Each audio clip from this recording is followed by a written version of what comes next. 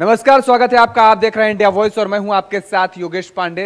रुख करेंगे reporter live का, जिसमें हमारे तमाम सहयोगी ग्राउंड जीरो से हर खबर पर देंगे अपडेट। मुख्यमंत्री पुष्कर सिंह धामी ने आज जोशीमठ का दौरा किया। इस दौरे के दौरान मुख्यमंत्री को क्या कुछ खामियां मिली हैं, बता रहे हमारे संवाददाता शिवम। जोशीमठ में भूतसाव का मामला अब सुप्रीम कोर्ट पहुंच गया है। शंकराचार्य अवमुक्तेश्वरानंद जी महाराज ने अपने अधिवक्ता के जरिए सुप्रीम कोर्ट में याचिका लगाई है। उत्तराखंड के जोशीमठ में हो रहे भूदसाव से स्थिति लगातार बिगड़ रही है। भूदसाव ने क्षेत्र के सभी वार्डों को चपेट में ले लिया है। स्थिति की गंभीरता को देखते हुए पीएमओ लगातार मामले की निगरानी कर रहा है। स्थिति को देखते हुए उत्तराखंड के मुख्यमंत्री पुष्कर सिंह धामी ने शुक्रवार शाम उच्च स्तरीय बैठक की। वहीं आज शनिवार को जोशीमठ ग्राउंड जीरो हालात का जायजा लेने के लिए सीएम पहुंचे। इस दौरान उन्होंने यहां प्रभावितों से बातचीत की और प्रभावितों को सुरक्षित स्थान पर पहुंचने की उनकी प्राथमिकता बताई। पूरा मामला सुप्रीम कोर्ट पहुंच गया और इस पूरे प्रकरण में सुप्रीम कोर्ट की सुनवाई का अहम इंतजार है। कैमरामैन निकांत के साथ शिवम सोनी, इंडिया वॉइस। उधर बिहार में जातीय जनगणना की शुरुआत हो चुकी है और इस जातीय जनगणना की शुरुआत के बाद बिहार के राजनीति के क्या कुछ समीकरण हैं, बता रहे हैं हमारे सहयोगी पूजा झा। बिहार में जातीय जनगणना अभियान की शुरुआत हो गई है। बिहार के पटना जिले से इस अभियान की शुरुआत की गई है और अभी पहला चरण इसका शुरू हुआ है। 2 चरणों में इस अभियान को पूरा किया जाएगा। पटना जिले से अभियान की शुरुआत की गई है। 12,000 से ज्यादा कर्मचारियों को और अधिकारियों को प्रशिक्षण दिया गया है। उनको प्रशिक्षित किया गया है कि लोगों से किस तरीके से सवाल पूछने हैं और उनको कैसे जानकारियां जुटानी है। वहीं बीजेपी लगातार सरकार की मंशा पर सवाल उठा रही है और पूछ रही है कि नीतीश सरकार ने जातीय जनगणना कराने का ये फैसला इतना देरी से क्यों लिया और जो समय सरकार ने रखा है, जो समय सीमा रखी है, उसमें भी इतनी देरी क्यों की है। वहीं तेजस्वी यादव ने पलटवार किया है सुशील मोदी के सवालों का। उन्होंने कहा है कि बीजेपी गरीब विरोधी है, इसलिए वो नहीं चाहती है कि इस तरीके के अभियान प्रदेश में हो और उन्हें पूरा किया जाए। डिप्टी सीएम तेजस्वी यादव ने कहा कि ये सर्वे हमें वैज्ञानिक आंकड़े देगा, जिसके अनुसार बजट और समाज कल्याण की योजनाएं बनाई जा सकेंगी। उन्होंने कहा कि बीजेपी गरीब विरोधी है, वो नहीं चाहते कि ऐसा हो। बता दें, इस परियोजना में 500 करोड़ रुपए खर्च होंगे। सरकार 2 चरणों में इसे पूरा करेगी। पहला चरण 21 जनवरी तक पूरा होने की संभावना है। इसमें राज्य के सभी घरों की संख्या की गणना की जाएगी। दूसरे चरण में सभी जातियों, उपजातियों और धर्म के लोगों से संबंधित डेटा को इकट्ठा किया जाएगा और तब ये जातीय जनगणना आधारित अभियान जो है पूरा होगा। तो एक तरफ जहां नीतीश सरकार बिहार में जातीय जनगणना 2024 के चुनाव से पहले पूरा कराना चाहती है, तो वहीं बीजेपी लगातार नीतीश सरकार की मंशा पर सवाल खड़े कर रही है और पूछ रही है कि आखिर अब बिहार में जातीय जनगणना कराने के पीछे नीतीश सरकार का मकसद क्या है। कैमरामैन शंकी के साथ मैं पूजा झा। एयर इंडिया की फ्लाइट में बुजुर्ग महिला से बदसलूकी करने वाले आरोपी को पुलिस ने गिरफ्तार कर लिया है। खबर पर ज्यादा जानकारी दे रही है हमारी सहयोगी पूजा झा। एयर इंडिया की फ्लाइट में एक महिला ने एक शख्स पर बदसलूकी का आरोप लगाया है। महिला का आरोप है कि उस शख्स ने उसके ऊपर फ्लाइट में पेशाब किया है। जिसका ये जो आरोपी है, शख्स है शंकर मिश्रा, इसका नाम है। कैलिफोर्निया की एक कंपनी वेल्स फार्गो में ये काम करता है। वहीं इस कांड के बाद, इस मामले के बाद कंपनी ने बयान जारी कर कहा कि आरोपी शंकर मिश्रा को वेल्स फार्गो कंपनी ने नौकरी से बर्खास्त कर दिया है। कंपनी किसी भी व्यक्ति को उसके पर्सनल और प्रोफेशनल व्यवहार के मानकों पर चयन कर उसको कंपनी में नौकरी देती है और इस तरीके का जो ये मामला सामने आया है, ये बेहद ही शर्मनाक है। कंपनी बिल्कुल भी ऐसे व्यक्तियों का सहयोग नहीं करती, इसलिए उसको नौकरी से निकाला गया है। साथ ही कंपनी ने यह भी कहा है कि पुलिस जांच में कंपनी सहयोग करेगी और किसी भी जरूरत या जानकारी की जरूरत कंपनी की तरफ से होगी तो वो जरूर सहयोग करेगी पुलिस को। वहीं आपको बता दें, पुलिस ने आरोपी शंकर मिश्रा को गिरफ्तार कर लिया है। पुलिस का दावा है कि जो पीड़ित महिला है अब वो ही जांच में सहयोग नहीं कर रही है। वहीं आरोपी शंकर मिश्रा के पिता श्याम मिश्रा का बयान भी सामने आया है। उन्होंने अपने बेटे का बचाव किया है। श्याम मिश्रा ने कहा कि उनका बेटा इस तरीके की गलत हरकत नहीं कर सकता। वो 72 घंटों से सोया नहीं था, उसने वाइन पी हुई थी। हो सकता है कि उसने कुछ बदसलूकी की हो, लेकिन इस तरह की गलत हरकत उसने नहीं की होगी, मैं मान नहीं सकता। वो जो महिला है 72 साल की है और वो उसकी माँ की तरह है और वो इस तरीके की बदसलूकी किसी भी औरत के साथ नहीं कर सकता। आरोपी शंकर मिश्रा के पिता श्याम मिश्रा शंकर ने ये बयान दिया है। वहीं पुलिस ने आरोपी शंकर मिश्रा को फिलहाल गिरफ्तार कर लिया है, उससे पूछताछ की जा रही है। कैमरामैन शैंकी के साथ मैं पूजा झा।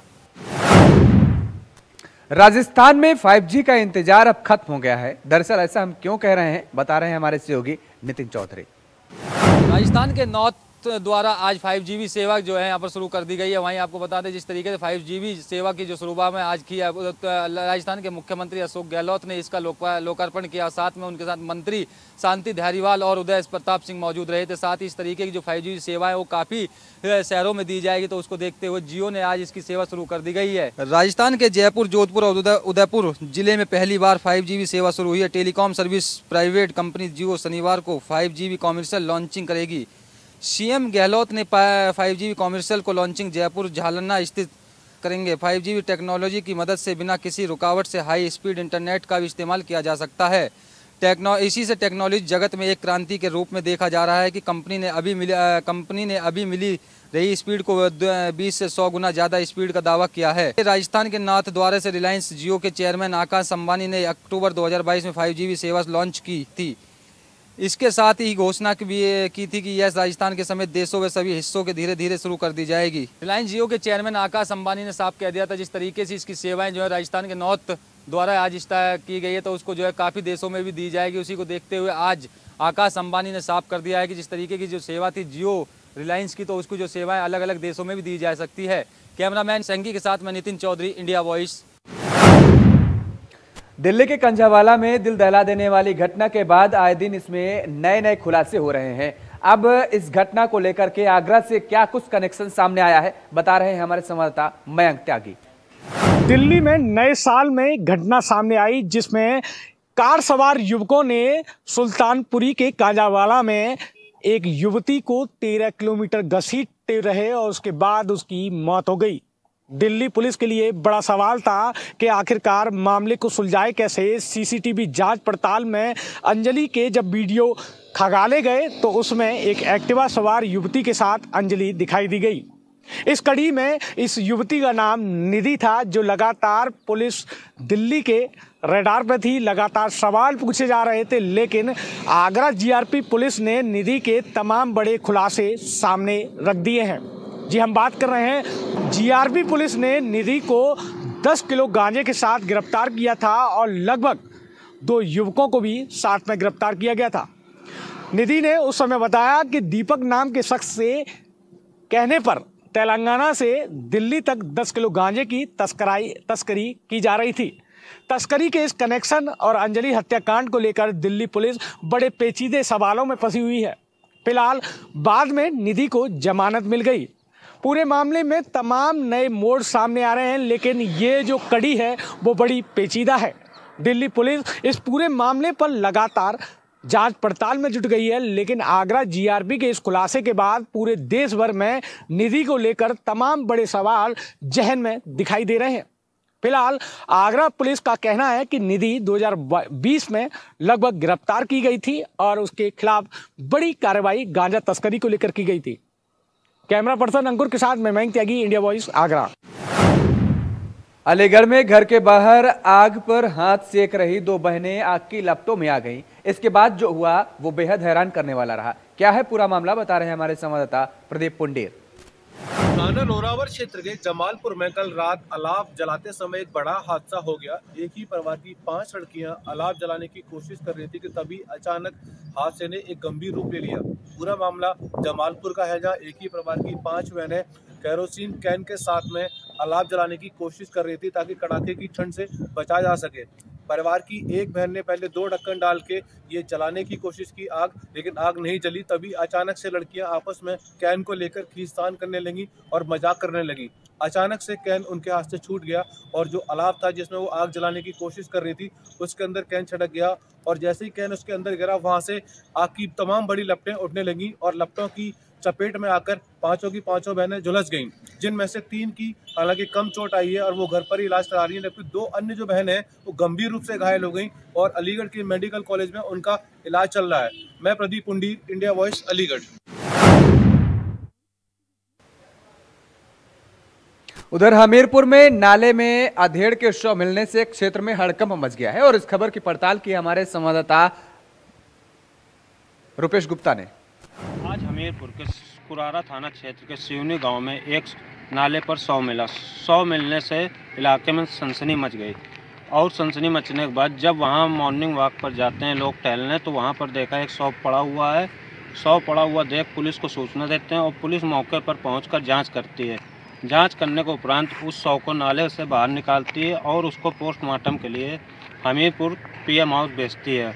और देखने वाली बात यह होगी कि पुलिस इसका खुलासा जब करेगी हत्या है कि ठंड लगने से उसकी मौत हुई, लेकिन अभी उस शव का ही शिनाख्त नहीं हो पाई है कि वो शव किसका है और कहाँ का रहने वाला है। Rupesh Gupta, India voice, Hamirpur. खबर संभल से है, जहां पर एक कलयुगी पिता के काले कारनामे सामने आए हैं और इस खबर पर ज्यादा जानकारी दे रहे हैं हमारे संवाददाता सतीश पुंडेर। एक कलयुग पिता ने अपने बेटे की गला घोटकर हत्या कर दी गई है। पूरा मामला जनपद संभल के चंदोसी कोतवाली का बताया जा रहा है, जिसमें एक पिता ने अपने बेटे को अपने बीवी का शक होने पर उसे मौत के घाट उतार दिया गया है और पुलिस को गुमराह करता रहा। जब उस पुलिस ने कड़ी पूछताछ की तो पता चला कि उसने बेटे के लिए जो है पत्नी पर शक था और शक होने के बाद में उसने अपने बेटे का गला घोटा। घोटने के बाद में उसे जंगल में ले जाकर डाल दिया। डालने के बाद में उसने पुलिस को लिए तहरीर दी और कहा कि मेरा बेटा यहाँ पर जो है खो गया है और पुलिस को गुमराह करता रहा।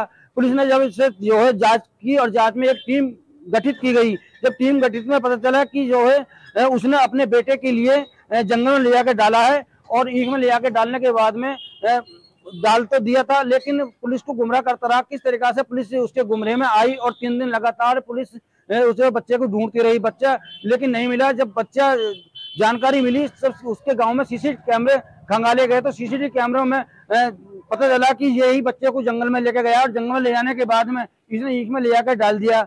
ईख में ले जाने के डालने के बाद में उसे पुलिस के लिए किस तरीका से एक जाल बिछाया और जाल बिछाने के बाद में उसने कहा कि मेरे बच्चा कहीं किडनैप हो गया है, जिसे उसने तहरीर दी और तहरीर के आधार पर पुलिस ने एक टीम गठित करने के बाद में जब उसकी जांच की जा रही थी तो पता चला, तो उसे भी जाके ले जाकर गांव में पूछताछ की। तो जब जिस तरीके से सीसीटीवी कैमरे में सामने ले जाते हुए बच्चे को देखा तब इससे पूछताछ की और पुलिस वहां मौके पहुंची।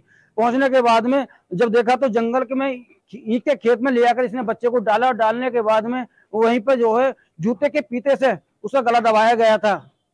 जब पुलिस ने इससे पूछताछ की तो पुलिस ने स्वीकार किया और कहा कि हाँ, मेरी बीवी के अवैध संबंधों के चक्कर में मैंने अपने बच्चे का हत्या की है और मुझे कोई पछतावा नहीं है। उसी से लेकर मुकदमा दर्ज कर लिया गया है और आगे की कार्रवाई की जा रही है। मेरे सहयोगी प्राणी ठाकुर साथ मैं Satish Singh, India voice news Sambhal. Kanpur थाने में पैरवी करने गए एक भारतीय जनता पार्टी के नेता को पुलिस ने क्यों मारा थप्पड़, खबर पर ज्यादा जानकारी दे रहे हैं हमारे संवाददाता मोहम्मद असलम। कानपुर में पुलिस पर बीजेपी कार्यकर्ताओं को पीटने का आरोप लगा है। मामले में गुस्साए बीजेपी कार्यकर्ताओं ने जमकर हंगामा काटा और थाने परिसर के ही अंदर पुलिस के विरोध में धरने प्रदर्शन पर बैठ गए हैं।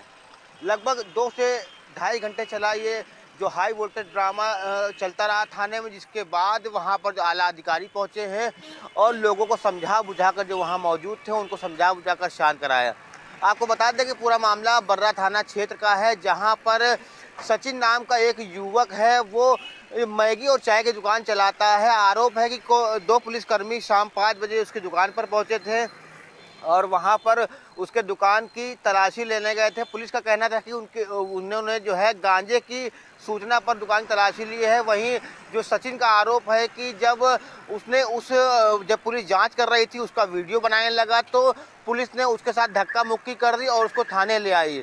इस घटना की जानकारी जब सचिन ने जो पूतू अवस्थी हैं बीजेपी कार्यकर्ता पदाधिकारी हैं उनको दी, तो जब पूतू शिकायत करने वहां पर पहुंचे तो पुलिस ने उनके साथ मारपीट करते हुए उनको लॉकअप में डाल दिया।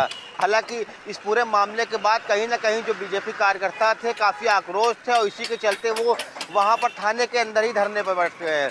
हालांकि मौके की नज़ाकत को देखते हुए वहां पर जो एसीपी हैं वहाँ पर जो दरोगा थे जिन पर आरोप था, आनंद पांडे और एक आशीष थे, उनको तत्काल प्रभाव से लाइन हाजिर कर दिया, जिसके बाद जो वहाँ पर जो बीजेपी कार्यकर्ता थे वहाँ से उठकर चले गए। हालांकि इस पूरे मामले में कहीं ना कहीं बीजेपी कार्यकर्ताओं को यह भी कहना है कि जितने भी वहाँ पर पुलिसकर्मी हैं जिन्होंने हाथ उठाया है उन पर या जिन्होंने अभद्रता की है उन सब पर कार्रवाई होनी चाहिए। लेकिन इस मामले में जो एसीपी हैं उन्होंने 2 दरोगाओं को तत्काल प्रभाव से लाइन हाजिर कर दिया है और कहा जा रहा है कि जांच के बाद अगर कुछ और पुलिसकर्मी पाए जाते हैं अगर संदिग्ध इस पूरे मामले में तो उन पर भी कार्रवाई की जाएगी। कैमरा पर्सन चंद्रा के साथ Mohammad Aslam, India Voice. UP के अमरोहा में स्टंटबाजी का खेल थमने का नाम नहीं ले रहा है। क्या है ताजा मामला, बता रहे हैं हमारे संवाददाता मोहम्मद इमरान। अमरोहा में स्टंटबाजी थमने का नाम नहीं ले रही। अमरोहा में लगातार स्टंटबाजी का खेल जारी है। अलग अलग जगहों से स्टंटबाजी की वीडियो सोशल मीडिया पर वायरल हो रही है। एक नया मामला अमरोहा के डिडोली कोतवाली क्षेत्र के नेशनल हाईवे पर देखने को मिला है, जहां पर बुलेरो कार में सवार युवक युवतियों के साथ फिल्मी गाने पर स्टंट करते हुए नजर आ रहे हैं, जहां पर उन्होंने स्टंटबाजी का वीडियो बनाया और उसको सोशल मीडिया पर वायरल कर दिया। वहीं पुलिस ने हरकत में आकर गाड़ी को कब्जे में लेकर उस पर कार्रवाई की है। फिलहाल पुलिस सारे मामले में कार्रवाई में जुटी है।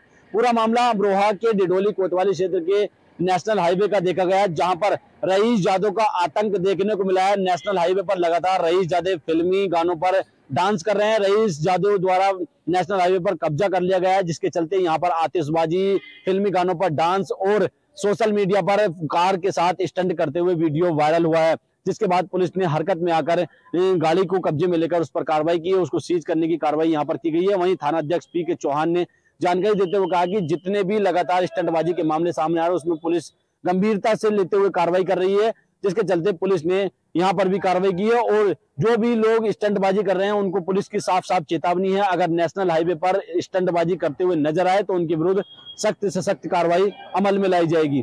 अमरोहा से इंडिया वॉइस के लिए मोहम्मद इमरान की रिपोर्ट। ऐसा क्या हुआ कि बरेली में एक दंपति को एडीएम से लगानी पड़ी गुहार, बता रहे हैं हमारे संवाददाता सनी गोस्वामी। बरेली के थाना फतेहगंज से एक सनसनी मामला सामने आया है। आपको बता दें, एक बुजुर्ग दंपत्ति को उसी के बच्चों ने घर से बाहर निकाला। बुजुर्ग दंपत्ति आज तहसील दिवस पर एडीएम के यहाँ न्याय गुहार लगाने आए थे। रोते रोते जो दंपत्ति की पत्नी थी उन्होंने कहा, बुजुर्ग आदमी की जो पत्नी थी उसने कहा है कि मुझे न्याय चाहिए, एडीएम से न्याय चाहिए, एसडीएम से न्याय चाहिए, कि उसके 3 बच्चे होने के बाद भी उसे आए दिन मारते हैं। संपत्ति के लिए विवाद है और आए दिन मारते हैं। एक वीडियो भी आपको बता दें सोशल मीडिया में वायरल हो रहा है, जो उसी का बताया जा रहा है कि उन्हीं दंपत्ति को उनके ही जो लड़के हैं, 3 लड़के हैं, मारते हैं। जब हमने बात करी तो उन्होंने हमसे ये बताया कि यहाँ पे न्याय गुहार लगाई थी। उन्होंने पहले पुलिस में भी शिकायत करी थी, लेकिन अभी तक कोई कार्रवाई नहीं हुई है, जिसको लेकर आज उन्होंने तहसील दिवस में, समाधान दिवस में जब शिकायत करी है, उन्होंने कहा है 3 बच्चे जो हैं जो उनको परेशान करते हैं, मारते हैं, पीटते हैं, संपत्ति के विवाद को लेकर आए दिन परेशान करते हैं, जिसको लेकर आज उन्हें एडीएम एफआर के यहाँ पे शिकायत करी है, तहसील दिवस में शिकायत करी है और उन्हें उम्मीद है कि उन्हें यहाँ पे न्याय मिलेगा। कैमरामैन करणपाल सिंह के साथ मैं सनी गोस्वामी, इंडिया वॉइस, बरेली। आपने लुटेरों की कहानियां खूब सुनी होंगी, लेकिन क्या आपने कभी लुटेरियों की कहानी सुनी है? एक ऐसी ही खबर सामने आई है जो कि बेहद हैरान करने वाली है और इस खबर की पड़ताल की हमारे संवाददाता मोहम्मद इमरान ने। आपने लुटेरों की कहानी तो बहुत सुनी होगी, लेकिन अमरोहा में 2 लुटेरियों का मामला सामने आया है, जहां पर कार में लिफ्ट लेने के बहाने 2 युवतियां कार सवार को रोकती हैं और उनसे लूट की वारदात को अंजाम करके फरार हो जाती हैं। पूरा मामला अमरोहा जनपद के डिडोली कोतवाली क्षेत्र के नेशनल हाईवे का है, जहां पर कस्बा जोया के आसपास 2 युवतियां कार सवार को रुकने का इशारा करती हैं, लिफ्ट लेने के बहाने उनको रोकती हैं और उनसे मोबाइल, पर्स, नकदी और कार की चाबियां लूटकर फरार हो जाती हैं। बताया जा रहा है कि जो दोनों लुटेरियां युवती थी उनके साथ 2 बाइक सवार युवक भी शामिल हैं, जहां पर वह बाइक से अलग छुपे हुए थे। लूट की वारदात को अंजाम देने के बाद बाइक पर सवार होकर दोनों युवतियां अपने जो दोनों युवक थे उनके साथ फरार हो गई। वहीं सारे मामले में जानकारी मिलने के बाद पुलिस मौके पर पहुंची। पुलिस ने वहीं घटनास्थल का जायजा लिया। वहीं सारे मामले में थाना अध्यक्ष पी.के. चौहान ने इसमें विधिक कार्रवाई करने की बात की। उन्होंने कहा कि इसमें मुकदमा पंजीकृत कर लिया गया है, जल्द ही पुलिस इस घटना का सफल खुलासा करेगी। अमरोहा से इंडिया वॉइस के लिए मोहम्मद इमरान की रिपोर्ट। मैनपुरी में कोहरे का कहर लगातार देखने को मिल रहा है। ताजा मामला क्या है, बता रहे हैं हमारे संवाददाता मुकेश कुमार। मैनपुरी में घने कोहरे का कहर देखने को मिला है। मैनपुरी में एक ट्रक से ओमनी वैन जहां दब गई है तो वहीं एक वोल्वो बस जो खड़ी थी उसको भी टक्कर मारी है। तीनों ही वाहन आपस में घने कोहरे होने के चलते टकरा गए हैं। तो वहीं जो ट्रक है वो दिल्ली से उड़ीसा सेब और संतरे से लोड होकर जा रहा था। ड्राइवर ने बताया है कि घने कोहरे की वजह से हादसा हुआ है। तो वहीं एक ओमनी कार जो उसके नीचे दब गई है उसका चालक पास में ही कुछ सामान लेने के लिए दुकान तक गया था। लौट के आके देखा तो उसकी गाड़ी पूर्ण रूप से उसके नीचे दब गई थी। तो वहीं वोल्वो बस की बात की जाए तो वोल्वो बस के अंदर हालांकि कोई यात्री नहीं थे, मगर वोल्वो बस भी पूर्ण रूप से क्षतिग्रस्त हो गई है। स्थानीय लोगों ने बताया 7:30 बजे तकरीबन यह घटना हुई है, जिसके बाद वहां अफरा तफरी का माहौल देखने को मिला। सड़क हादसे की सूचना पर मौके पर पहुंची पुलिस ने सभी वाहनों को वहां से हटवाया गया है। तो वहीं सेब और संतरे का जो ट्रक पलट गया है उसकी रखवाली भी कोतवाली पुलिस लगातार कर रही है। स्थानीय लोगों ने बताया कि इस पर फल का जो ट्रक है उसको लूटने का भी स्थानीय लोगों ने प्रयास किया था, मगर ऐसा पुलिस के रहते हुए बिल्कुल भी नहीं हो पाया है और पुलिस सुरक्षा में अभी भी ट्रक की पलटने के बाद से तैनात है। इंडिया वॉइस के लिए मैनपुरी से मुकेश कुमार। मुख्यमंत्री पुष्कर सिंह धामी ने जोशीमठ का दौरा किया। इस दौरान उन्हें क्या कुछ खामियां मिली बता रहे हैं हमारे संवाददाता सोनू नियाल। जोशीमठ में लगातार हो रहे भूस्खलन के बाद आज सीएम पुष्कर सिंह धामी जोशीमठ पहुंचे, जहां उन्होंने आपदा ग्रसित क्षेत्र का निरीक्षण किया। लोगों के घरों में दरारें हैं, बड़ी बड़ी दरारें हैं, उनका उन्होंने निरीक्षण किया और उसके बाद वो अन्य जगह भी गए, जिसके कई जगहों पर उनको विरोध का सामना भी करना पड़ा, क्योंकि जो स्थानीय लोग हैं उनको कई सीएम धामी से बड़ी उम्मीद थी कि सीएम धामी उनके पास आएंगे, उनको ढाढ़स बनाएंगे, लेकिन सीएम धामी उनके पास बीच नहीं पहुंचे, जिसके बाद उन्हें सीएम धामी को विरोध का सामना करना पड़ा और कई जगह सीएम वापस जाओ के नारे भी लगे, सीएम हाय हाय के नारे भी लगे। आपको बता दें जिस तरह से जोशीमठ में लगातार भूदसाव की स्थिति बनी हुई है, जगह जगह मकानों में दरारें आई हुई है, लोग बेघर हो चुके हैं, लोग बाहर सड़क में जीने को मजबूर हैं। कई जो अब हालांकि प्रशासन द्वारा जरूर नगर पालिकाओं में अलग जगहों पर शरण उनको दी है, लेकिन कई सुविधाएं जो है प्रशासन द्वारा उनको नहीं दी गई है। लोग बहुत परेशान हैं। एक एक कमरे में 11-11 लोगों को रखा गया है। लोग को ये कहना है कि हमें जो विस्थापन है पूर्ण विस्थापन दिया जाए, जिससे कि हम लोग अपने जो भविष्य है उसको संवार सके। Sonu Uniyal, India voice, Joshimath, Chamoli.